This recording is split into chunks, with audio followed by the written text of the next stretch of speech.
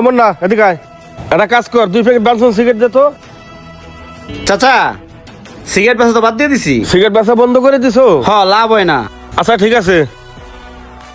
হলর ছোট লোক খালি ভকি নিতে হয়। ভাই একটা বেনসন সিগারেট দেন তো। বেনসন না? জি ভাই। এই নাও ভাই।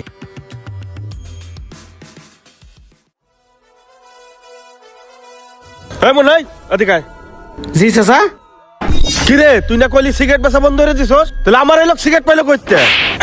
এই তো আমার এই লোক সিগারেট পাইলো করতে। ওই শোন, এই এলাকার সবচেয়ে ধনী ব্যক্তি হলাম আমি, আর তুই সিগারেট আমার কাছে বেচবি না। এই সন্ধ্যার ভিতর দোকান খালি করে এই এলাকা সার্ভি করে দিলাম।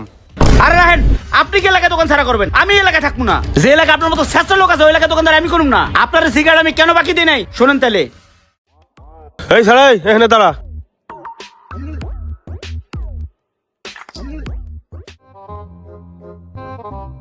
এই নাই ধর, ভাড়া ধর। হ্যাঁ চাচা দাঁড়ান, এটা কি দিতেছেন? জামগড়া থেকে এই জায়গা 30 টাকা ভাড়া, এটা কয়া লাগে? এই ছাড়াই আমি ছোটবেলার থেকে নাহি, আমি জানি ভাড়া কত। হ্যাঁ মি আজব কথাবার্তা কন। আপনি যখন ছোট ছিলেন তখন না এখানে রাস্তা ছিল না রিক্সা ছিল? আউল ফাউল কথাবার্তা কন থেকে? এই ছাড়াই তুই 10 টাকা নিবি, নাহলে এটাও হারাবি। দূর মুরব্বী, কোটি কোটি টাকার মালিক আপনি, 10 টাকা লেগে রিক্সালার সাথে আপনি চেষ্টামি করেন? আপনি কি টাকা পয়সাটা কবরে যাবেন? যান মিয়া যান, আপনার মতো চেষ্টা আমি জীবনও দেখি নাই। হালা বলা কথাটা কইলো কি? আরে চাচা আসসালামু আলাইকুম। ওয়ালাইকুম আসসালাম। মুন্না আমার এক প্লেট বেনসন সিগারেট দে তো। এই নেন চাচা। আচ্ছা খাতায় লিখে রাখ। চাচা শোনেন, প্রায় 1 বছর হয়ে গেছে আপনি দোকানের বাকি টাকা দেন না। 2 লাখ টাকার কাছাকাছি খাতা বাকি আছে, টাকাটা দেন। কিরে মুন্না, তোর তো সাহস কম না, তুই আমার কাছে এখনই বাকি টাকা চাইলি? হয়েছে কি চাচা, দোকানের প্রায় সব মালই নগদ টাকায় কেনা। সিগারেট টানি এটাও নগদ টাকা, আবার কিস্তির ঝামেলা আছে। আপনি একাই যদি 1.5-2 লাখ টাকা বাজায় রাখেন তাহলে আমি কই যাবো কোন? হ্যাঁ ভাই, এই এলাকার সবচেয়ে ধনী ব্যক্তি হলাম আমি। আমার বাসার সামনে যে ময়লাগুলো পড়ে থাকে ওই ময়লাগুলো বিক্রি করলেও এরকম 2-3টা দোকান কিনতে পারবো আমি। আর তুই আমার কাছে এখন টাকা চাইস না? এই শোন, আমি মাসিক লেনদেন করি না, আমি বাৎসরিক লেনদেন করি। আমি চেক দিবা না, ব্যাংকের থেকে টাকা তুলে নিস। আচ্ছা ঠিক আছে, দিয়ে যান। আসসালামু আলাইকুম। ওয়ালাইকুম সালাম। কিরে ভাই, এই শালার বাকি দান কে আপনি জানেন না? এর লেনদেন খারাপ। আরে ভাই বাকি না দিয়ে জামু কই কোন? হ্যাঁ হলো এলাকার ধনী ব্যক্তি, তার সাথে কোনো কাবজাব করলে এই দোকান ছাড়া হুমকি দেয়। এলাকায় প্রত্যেকটা মানুষের সাথে চেষ্টামি করে, গরিবের হক মেরে খায়। হালা আবার হজ করেছে, কোটি কোটি টাকার মালিক। গায়ের পোশাকটা দেখছেন? একটা পোশাক পরে 1 মাস ঘুরে বেড়ায়। কি গিফট, একটা ভালো কাপড় কেনে না। চিন্তা করছেন টেয়া বসালে কি কবর দেবে ভাই? এই শফিক নাম। এই এদিকে আয়। জি ভাই কোন?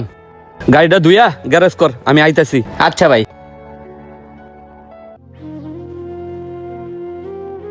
কাকা আসসালামু আলাইকুম। ওয়ালাইকুম আসসালাম। এই দূরে সর সর সর। কি হয়েছে ক? কাকা 1 বছর ধরে ময়লা টাকা বাকি আছে, ময়লা টাকাগুলো দেন কাকা। কিরে তোর তো সাহস কম না, তুই আমার কাছে ময়লার বিল চাইতেছিস? কাকা একটু বুঝার চেষ্টা করেন, ময়লার টাকা 1টা বছর ধরে আটকে রয়েছে।